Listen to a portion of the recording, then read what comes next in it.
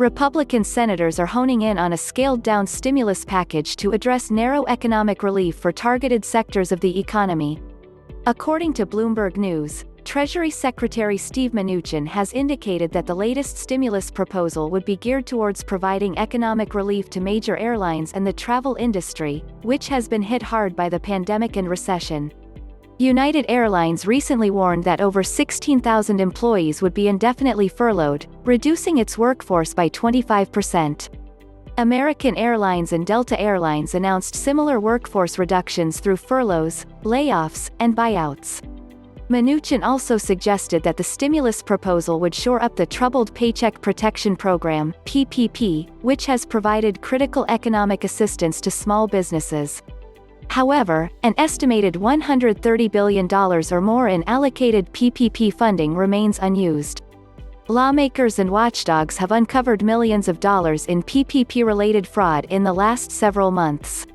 The proposed Republican stimulus package would reportedly include no further relief for student loan borrowers, following President Trump's extension of the CARES Act suspension of student loan payments and interest through December 31. Consumer advocacy groups had previously criticized the president's executive action on student loans as insufficient, calling on more widespread relief that covers all student loans. The CARES Act limits relief to only government-held student loans, as well as broad student loan forgiveness. The president's action on student debt falls short of what Americans need to stay afloat through this unprecedented health and economic crisis, said the Student Borrower Protection Center in an earlier statement. The proposal would also not include any direct stimulus payments to taxpayers, and would reportedly have scaled down federal unemployment benefits of $300 per week.